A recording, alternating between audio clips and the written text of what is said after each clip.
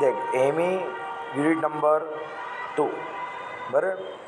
Theory of employment and output, उसके 2 topic है। सबसे पहले नंबर पे क्लासिकल थियरी है, ने कीनेसेंस की थियरी है, बराबर ना। ये पूरी पीडीएफ के अंदर क्लासिकल थियरी के बारे में बताया गया है। देख क्या लिखा हुआ है, classical theory of employment output. The classical theory of employment output is based on the 2 important notion. मतलब क्लासिकल थियरी ऑफ एम्प्लॉयमेंट जो है उसके अंदर 2 इंपॉर्टेंट चीज़ों को हम लोग देखेंगे। फर्स्ट नंबर पे है सेल्स लॉ एंड सेकंड नंबर पे है वेज प्राइस फ्लेक्सिबिलिटी। पर जैसे क्लासिकल थियरी जो भी है वो एम्प्लॉयमेंट और आउटपुट के बारे में क्या कहती है, तो क्लासिकल थियरी के अंदर क्या बोला हुआ है, there is always full employment. Classical जो इकोनॉमिस्ट थे वो क्या मानते थे कि हमेशा फुल एम्प्लॉयमेंट ही होती है, कभी भी अनएम्प्लॉयमेंट नहीं होती। ठीक है। सेकंड नंबर का उन्होंने क्या अजम्पशन था कि भाई the wage rate is equal to marginal product of a labour. Wage rate जो भी होगा वो हमेशा कैसा होगा, मार्जिनल प्रोडक्ट ऑफ लेबर जितना होगा। The economy is always in state of equilibrium. Economy हमेशा कैसी होगी, इक्विलिब्रियम पोजीशन के अंदर होगी, बराबर है। ये क्या है उन्होंने अजम्पशन थे। फोर्थ नंबर का अजम्पशन क्या था, money does not matter. Classical economist ऐसा मानते थे कि भाई पैसा इतना ज़्यादा इंपॉर्टेंट नहीं है, क्योंकि क्लासिकल इकोनॉमिस्ट थे, मतलब जूने पुराने इकोनॉमिस्ट जो कैसे थे, कीनेंसिस के पहले जो इकोनॉमिस्ट आए ना वो सब कौन थे, क्लासिकल इकोनॉमिस्ट थे। उसके अंदर क्या आता है, इंपॉर्टेंट आता है Say's law of market. Law of market क्या है, Say's law of market is generally stated as the supply creates is own demand और supply class forth its own demand. एक सेज लो जो है, सेज लो क्या मानता था कि तुम तुम्हारे हिसाब से सप्लाई करते जाओ, तुम जैसे जैसे सप्लाई करते जाओगे ना ऑटोमेटिक क्या होगा, तुम्हारी चीज़ों की डिमांड बढ़ती जाएगी। सेज लो है उसकी थिंकिंग कैसी थी कि तुम डिमांड के पीछे मत भागो, तुम्हारे से जितना बने ना उतना तुम क्या करो, प्रोडक्शन करते जाओ। तुम ज़्यादा से ज़्यादा प्रोडक्शन करोगे तो तुम्हारा क्या करना पड़ेगा, लैंड लेबर कैपिटल एंटरप्रेन्योर ज़्यादा से ज़्यादा लगाने पड़ेंगे। तुम लैंड लेबर कैपिटल एंटरप्रेन्योर ज़्यादा से ज़्यादा लगाओगे तो उनको तुम्हारे ज़्यादा से ज़्यादा पेमेंट देना पड़ेगा, रेंट है, वेजिस है, सैलरी है, प्रॉफिट वगैरह तुम्हारे को देना पड़ेगा। इसका मतलब कि हाउस होल्ड सेक्टर जो भी है उसके पास ज़्यादा से ज़्यादा पैसा आएगा, उनके पास ज़्यादा पैसा आएगा तो वो पैसों से करेंगे क्या, चीज़ों को खरीदेंगे। ज़्यादा से ज़्यादा चीज़ों को वो लोग खरीदेंगे तो क्या होगा, ज़्यादा से ज़्यादा चीज़ों की वो लोग डिमांड करेंगे। इसके लिए सेल्स लो क्या कहता है कि भाई जितना भी तुम चाहो उतना तुम सप्लाई करते जाओ, ऑटोमेटिक वो जो सप्लाई है ऑटोमेटिक क्या करेगा, डिमांड को अपनी तरफ खींचता जाएगा। पर वो क्या आएगा, सेज लॉ ऑफ मार्केट है। पर अब ये तो क्या था कि भाई सेज लॉ मार्केट जो भी है वो क्या करा हुआ है, उसने दोनों तरीके से बताया गया। बार्टर सिस्टम के अंदर क्या होता है, मॉडरेज इकोनॉमी के अंदर क्या होता है, ठीक है, दोनों दो सिस्टम के अंदर क्या होता है। सपोज समझ लो फॉर एग्जांपल के तौर पे कि भाई तुम क्या करते हो, तुम्हारे कपड़े बनाने की फैक्ट्री है, अब वहाँ पे तुम क्या करते हो, ज़्यादा से ज़्यादा तुम कपड़े बना करवाते हो, डिमांड कितनी भी है वो तुम देखते नहीं हो, पर ज़्यादा से ज़्यादा तुम क्या करो, सप्लाई करो। तो उससे होगा क्या कि भाई ज़्यादा से ज़्यादा लोगों को तुम्हारे काम पे रखना पड़ेगा, ज़्यादा लोगों को तुम काम पे रखोगे तो होगा क्या, उनको ज़्यादा पैसे वगैरह तुम्हारे को देने पड़ेंगे, उनको सैलरी वगैरह मिलेगी, उनके पास पैसे वगैरह ज़्यादा आएंगे तो वो करेंगे क्या, ज़्यादा चीज़ों को खरीदेंगे, मतलब ज़्यादा चीज़ों की डिमांड करेंगे। ठीक है। अब बार्टर सिस्टम में क्या था, तो भाई पहले के टाइम पे कैसा था कि भाई हम लोग क्या करते थे कि भाई कोई भी चीज़ वगैरह अगर हम लोग बनाते हैं, पहले के लोग क्या करते थे कि भाई चीज़ों को बेचने के लिए वो लोग नहीं बनाते थे। सपोज समझ लो कि भाई तुमको नो फार्मर हो, अब तुमने क्या किया हुआ है कि भाई जैसे कि चावल तुमका प्रोडक्शन तुमने किया हुआ है, अब तुम्हारे पास चावल अगर ज़्यादा है तो तुम क्या करोगे, तो तुम्हारे लिए जितने भी होंगे चावल उतने तुम तुम्हारे लिए यूज़ करने के लिए जितना होगा उतना तुम क्या करोगे, तुम्हारे रखोगे, और बाकी का जो एक्स्ट्रा का जो चावल होगा तुम क्या करोगे, किसी और को दे दोगे जिसको इसकी रिक्वायरमेंट होगी, और उसके बदले में तुम क्या करोगे, उसके पास से दूसरी कोई चीज़ तुम लोग क्या करोगे, एक्वायर कर लोगे। वो बार्टर सिस्टम थी। अभी सपोज समझ लो कि तुम क्या कर रहे हो, तुम डिमांड को ध्यान में नहीं देते, तुम ज़्यादा से ज़्यादा तुम क्या करते हो, राइस का प्रोडक्शन करते हो। तो अभी सपोज समझ ले कि भाई तेरे को पर्टिकुलर ईयर के अंदर राइस की तेरी रिक्वायरमेंट है 100 kg। अब तुम क्या करते हो, ज़्यादा से ज़्यादा प्रोडक्शन करते हो, सप्लाई तुम बढ़ा देते हो, तुम क्या करते हो कि भाई 200 kg बना लेता हो। ठीक है, तो तुम अपने लिए कितना रखोगे, 100 kg रखोगे, बाकी का जो एक्स्ट्रा का जो 100 kg है उसका यूज़ करके तुम क्या कर सकते हो, दूसरी कोई चीज़ा वगैरह तुम परचेस कर सकते हो। जैसे कि सपोज समझ लो कि तुम्हारे पास 100 kg है, अब उसमें तुमने क्या किया, 10 kg दे के तुमने क्या किया, वीट ले लिया, 10 kg दे के तुमने क्लोथ वगैरह ले लिए। ठीक है, उस तरीके से तुम क्या कर सकते हो, एक्सचेंज वगैरह कर सकते हो। पर अभी सपोज समझ लो 200 kg के बदले अगर तुम प्रोडक्शन बढ़ा के तुम 300 kg कर दोगे तो होगा क्या, तुम्हारे को तो रिक्वायरमेंट कितनी की है, 100 kg की है, तुम अपने पास कितना रखोगे, 100 kg रखोगे, बाकी का 200 kg बचा, तो बाकी के जो 200 kg है उससे तुम क्या कर सकते हो, ज़्यादा से ज़्यादा चीज़ें एक्सचेंज करके तुम अपने पास ला सकते हो कंपेयर टू 100 kg के। बराबर, तो बार्टर सिस्टम के अंदर बता रहा था। उसी तरीके से मोटराइज इकोनॉमी के अंदर सेल्स लो क्या बोल रहा है कि अगर तुम ज़्यादा से ज़्यादा प्रोडक्शन करोगे तो ज़्यादा वर्करों को तुम्हारे काम पे लगाना पड़ेगा, उनको तुम ज़्यादा सैलरी दोगे, उनको पैसा ज़्यादा आएगा। सपोज समझ लो कि भाई तुम क्या करो, वर्कर को तुम काम दे रहे हो, रोज़ के सपोज समझ लो 300 रुपीज़ दे रहे हो, तुम रोज़ क्या करते हो, उसके बाद 8 घंटे काम करवाते हो, रोज़ के तुम उसको 300 रुपये देते हो। पर अब उसके बदले में तुम क्या करते हो, तुम अपना प्रोडक्शन बढ़ा देते हो, ज़्यादा से ज़्यादा तुम प्रोडक्शन करना चाहते हो, तुम ज़्यादा प्रोडक्शन करके तुम तुम्हारे वर्कर को क्या कर रहे हो तो भाई 8 घंटे के बदले 10 घंटे 12 घंटे काम करवाता हो। अब 8 घंटे तुम काम करवाओगे, उसके कंपेयर में 10 to 12 आवर्स तुम काम करवाओगे, तो उसमें तुम उनको सैलरी वगैरह तो ज़्यादा दोगे ना। उसका जो 300 रुपीज़ पर डे या 400 या 500 रुपीज़ पर डे उसको पहले तुम देते थे, उसके कंपेयर में अभी अब तुम कितना दोगे, 10 घंटे 12 घंटे में डेफिनेटली ज़्यादा दोगे। पर तो पहले के कंपेयर में क्या करेगा, अभी उसका पैसा ज़्यादा आएगा तो ज़्यादा से ज़्यादा चीज़ वगैरह वो परचेस करेगा। ये सेल्स लो बता रहा है मोनेटाइज इकोनॉमी के अंदर, जहाँ पे क्या होता है मनी वगैरह को तुम ध्यान में देते हो। देख, sales law market, there are 2 major derivative from the sales law. Sales law के ऊपर से 2 चीज़ें हमारे को देखने मिली। फर्स्ट वन का नो जनरल ओवर प्रोडक्शन और अंडर प्रोडक्शन। बड़े क्या बोला हुआ है, ना तो ओवर प्रोडक्शन होगा ना तो अंडर प्रोडक्शन होगा। बट तुम जितना भी प्रोडक्शन करोगे वो सब तुम्हारा क्या हो जाएगा, चला ही जाएगा, बिकत जाएगा। ओवर प्रोडक्शन भी नहीं होगा, अंडर प्रोडक्शन भी नहीं होगा। देखिए अब यहाँ पर जो यूनिट नंबर 1 के अंदर हम लोग देखा, इसके पहले की जो वीडियो है अगर तुम वो देखोगे तो ऑटोमेटिक खबर पड़ जाएगी। देख, वैल्यू ऑफ टोटल प्रोडक्शन है का बराबर, तुम्हारे को ज़्यादा से ज़्यादा प्रोडक्शन करना है तो उसके लिए क्या करना पड़ेगा, कॉस्ट ऑफ प्रोडक्शन लगेगा। कॉस्ट ऑफ प्रोडक्शन का मतलब क्या होता है, wages rent profit and interest. अबे wages rent profit and interest को मैं फैक्टर इनकम भी तो बोल सकता हूँ ना, ठीक है। तो factor income is equal to क्या होता है, टोटल एक्सपेंडिचर होता है। तुम जितनी इनकम तुम ये हाउस होल्ड सेक्टर को दोगे उतना क्या होगा, फॉर्म सेक्टर का वो एक्सपेंडिचर होगा, ठीक है। जो यूनिट नंबर 1 में 4 सेक्टर मॉडल जो है ना, 4 सेक्टर मॉडल, उसके अंदर हम लोग ने देखा हुआ है factor of income is equal to क्या होगा, टोटल एक्सपेंडिचर होगा। नहीं, टोटल एक्सपेंडिचर बराबर क्या होगा, जितना तुमने खर्चा किया है उतना तेरा टोटल प्रोडक्शन होगा। तो हम क्या बोल सकते हैं, total demand is equal to total supply बोल सकते हैं। पर एक MCQ इसके अंदर से बन सकता है। सेल्स लो मार्केट में क्या बोला है, no unemployment under the classical system.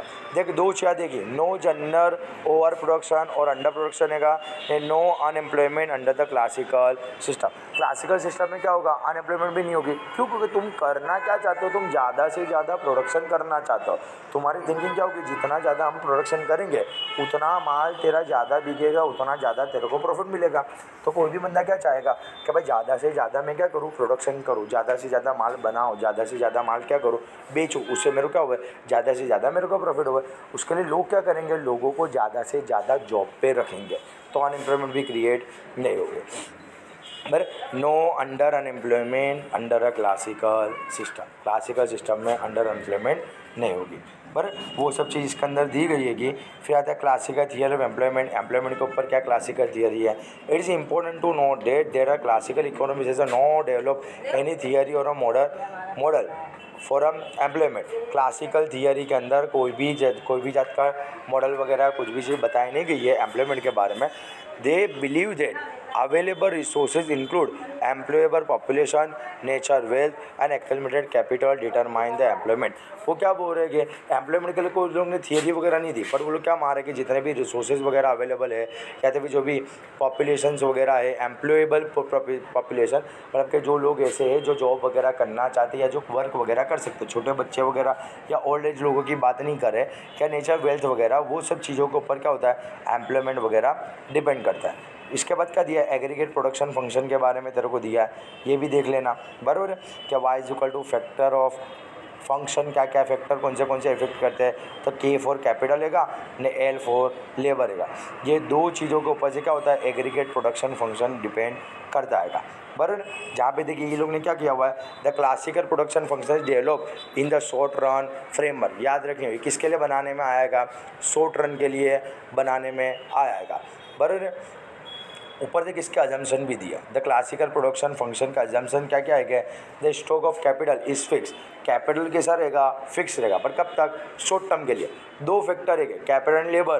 Capital तुम लोग फिक्स रख रहे हो, इसका मतलब क्या हुआ, लेबर को तुम लोग क्या कर रहे हो, फ्लेक्सिबल रख रहे हो, उसको क्या करोगे तुम, चेंजेस वगैरह लाओगे। Technology use by the firm is given, technology तुम्हारे को बोल दी है, पॉपुलेशन बढ़ती कम नहीं होती है, नहीं लेबर कैसे होमोजीनियस है, लेबर कैसे है, सर्क है। ये क्या थे, अजम्पशन थे, पूछ सकते हैं। तो अजम्पशन क्या है, क्लासिकल थियरी ऑफ एम्प्लॉयमेंट के, या which are not the assumption of the classical theory. बराबर। फिर आते हैं एग्रीगेट प्रोडक्शन फंक्शन। तो एग्रीगेट प्रोडक्शन फंक्शन में देख क्या है, का वाई इज इक्वल टू के बार एल।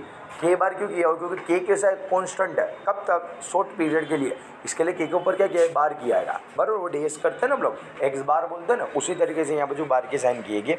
और एल का मतलब क्या होता है, लेबर होता है। उसी तरीके से क्या बोला, marginal productivity of the labour. Marginal productivity labour का मतलब क्या होता है, एक एक्स्ट्रा का लेबर को लगाने से कितना एक्स्ट्रा का प्रोडक्शन होता है, उसको क्या बोलते हैं, marginal productivity of the labour कहते हैं। उसकी फॉर्मूला क्या है कि MPL is equal to change in Y upon change in L. सुनना, इसके बाद इंपॉर्टेंट है, according to classical view the level of output at which MPL is zero market the level of the maximum possible level of employment. देख, जहाँ पे marginal productivity जो भी है वो तरीके कैसे हो जाएगी, ज़ीरो हो जाएगी, वहाँ पे ही कैसा हो जाएगा, मैक्सिमम लेवल ऑफ एम्प्लॉयमेंट हो जाएगी। क्योंकि अगर हम उसके बाद अगर किसी को हम लोग ऐड करते हैं तो अब तेरा प्रोडक्शन नहीं बढ़ेगा। ठीक है, एग्जाम्पल लेते हैं, सपोज समझ लो कि हम क्या करते हैं, एक एम्प्लॉयज़ को काम पे रखते हैं तो क्या करता है, 100 यूनिट बनाता है, बराबर। दो एम्प्लॉयज़ को हम लोग काम पे रखते हैं तो दो एम्प्लॉयज़ मिलकर क्या करते हैं, लाइक फॉर एग्जांपल 180 यूनिट बनाते हैं। ठीक है, तो ये एक्स्ट्रा का एक यूनिट, एक एम्प्लॉयज़ को हम लोग ने रखा तो उससे एक्स्ट्रा का कितना प्रोडक्शन हुआ, तो देख, एक को रखते थे तो 100 यूनिट तो होता ही था ना, दोनों को काम पे रखा तो 180 यूनिट हुआ। इसका मतलब कि दूसरे एम्प्लॉयज़ को काम पे रखने से 80 यूनिट का हमारे को बेनिफिट हुआ। ठीक है, अगर 3 एम्प्लॉयज़ को हम लोग काम पे रखते हैं और 240 यूनिट बनता है तो देख, पहले से तो तेरे को 100 मिलता था, दूसरे को लगा देते थे तो 180 होता था, मतलब 100 पहले का तो 80 हमारे को एक्स्ट्रा का मिलता था। तीसरे नंबर को लगा तो 240 हुआ, अभी दो को लगाते थे तो 180 का तो प्रोडक्शन होता ही था ना, तो तीसरे को लगाने से कितना बढ़ा, 60 यूनिट का बढ़ाएगा। बट सपोज समझ हम लोग चार एम्प्लॉयज़ को अगर हम लोग काम पे लगाते हैं तो 280 यूनिट का प्रोडक्शन होता है। ठीक है, 3 को लगाते थे तो 240 का तो होता ही था ना, चौथे नंबर को लगाया तो 280 का। इसका मतलब चौथे नंबर के एम्प्लॉयज़ के आने से खाली 40 यूनिट का हमारा क्या होता है, प्रोडक्शन बढ़ता है। ठीक है, 5वें नंबर के एम्प्लॉयज़ को अगर मैं लगाता हूँ तो 300 यूनिट का होता है टोटल प्रोडक्शन, मतलब 4 एम्प्लॉयज़ को लगाता था 280 का तो होता ही था, 5वें को लगाने से कितना हुआ, 300 हुआ। इसका मतलब कि ये 5वें नंबर का एम्प्लॉयज़ आया, उससे एक्स्ट्रा का कितना प्रोडक्शन मेरा हुआ, 20 यूनिट का हुआ। ठीक है, अभी छठे एम्प्लॉयज़ को मैं लगाता तो भी 300 यूनिट का होता है। इसका मतलब छठे 5 को मैं लगाता था तो भी 300, 6 एम्प्लॉयज़ देंगे तो भी 300। तो अब क्या मैं किसी को एम्प्लॉयमेंट थोड़ी दूंगा, क्यों, क्योंकि अगर मैं एम्प्लॉयमेंट दूंगा तो प्रोडक्शन मेरा बढ़ कर रहेगा।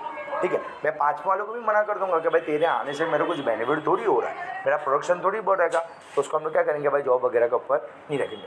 तो हम कब तक जॉब पे रखेंगे, जहाँ पे मार्जिनल प्रोडक्टिविटी ऑफ लेबर जो है वो ज़ीरो नहीं हो जाता, तब तक हम लोग क्या करेंगे, लोगों को जॉब पे रखेंगे, उसके बाद हम लोग नहीं रखेंगे। ठीक है, फिर ये का एग्रीगेट प्रोडक्शन फंक्शन है बराबर।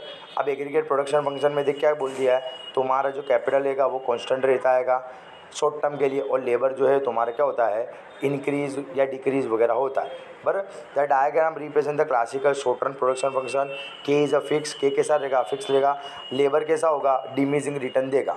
बराबर, अभी हम लोग ने एग्जांपल देखा, वहाँ पे क्या था, एक एम्प्लॉय 100 यूनिट बनाता था, 2 आए तो 180 बने, मतलब दूसरे के आने से खाली 80 यूनिट का फ़ायदा हुआ। 3 आए तो 240 यूनिट हुआ, मतलब तीसरे के आने से खाली 60 यूनिट का फ़ायदा हुआ। चौथे के आने से 280 यूनिट हुआ, मतलब चौथे के आने से खाली 40 यूनिट का फ़ायदा हुआ। 5वें के आने से कितना हुआ, 300 यूनिट हुआ, मतलब 5वें के आने से खाली 20 यूनिट का अपना को फ़ायदा होता है। इसका मतलब जैसे जैसे एम्प्लॉयज़ बढ़ते जाते हैं ऐसे ऐसे क्या होता है, रिटर्न कैसा होता जाता है, कम होता जाता है, डिमिनिशिंग होता जाता है। Employment of labour is diminishing return. The slope of production function goes on decreasing, धीमे धीमे क्या कैसा होता जाएगा, कम होता जाएगा ना। बट स्लोप उसका कम होता है, पहले 100 फिर आता है तो 180 होता है, मतलब 80 बढ़ा, फिर एक एम्प्लॉय आता है तो 240 हुआ, मतलब 60 ही खाली बढ़ा, फिर खाली 40 ही बढ़ता है, फिर खाली 20 बढ़ता है, मतलब बढ़ता तो है पर उसका स्लोप इतना ज़्यादा नहीं होता है। ठीक है, suppose it MPL is equal to 0, अगर एमपीएल तेरा 0 हो जाएगा, the point M therefore mark the limit of the employment, ये तुम्हारी क्या होगी, एम्प्लॉयमेंट की लिमिट होगी। जैसे कि 5 नंबर के एम्प्लॉयज़ को रखा 300 यूनिट का अपना प्रोडक्शन होता है, छठे को रखता हो तो भी 300 होता है। तो अब ये मेरी लिमिट हो गई, अब मैं 6 से ज़्यादा एम्प्लॉयज़ को काम पे नहीं रखूँगा, बराबर है। जो देखते हो यहाँ पर डायग्राम में बताया एम नंबर का पॉइंट, इन इतने एम्प्लॉयज़ में लूँगा। जैसे हमारे एग्जाम्पल के हिसाब से 5 एम्प्लॉयज़ को मैं क्या करूँगा, जॉब के ऊपर रखूँगा। देख अब क्या था, अभी अपन ने क्या देखा, आगे क्लासिकल थियरी थी पर एग्रीगेट प्रोडक्शन फंक्शन के ऊपर था। अभी अब हम लोग देख रहे हैं कि the labour market, labour supply and demand, supply and demand के ऊपर क्या है पूरे का पूरा है। देखिए यहाँ पर जो क्या है लेबर सप्लाई है का बरे, तो सप्लाई कैसा होता है ऑलवेज यहाँ ऐसा ऊपर होता है बराबर। सप्लाई का तुमने कभी भी देखी होगी तो कैसे होगी, ऊपर होगी। डिमांड का कैसे होगी, ऐसी डाउनवर्ड होगी, बराबर। वो हम लोग को याद रखना है। अंदर वगैरह सब तुम्हारे को करवाया था, वो एक बार रीड करियो। ये जो है तुम्हारा पर रियल वेजेस की क्या फॉर्म आएगी, W/P है पर फिर ये क्या फॉर्म आएगी, change in labour divide by change in wages, ये सब देख लेना एक बार, ठीक है। इसके बाद 3rd नंबर की वीडियो भी डाल रहा हूँ।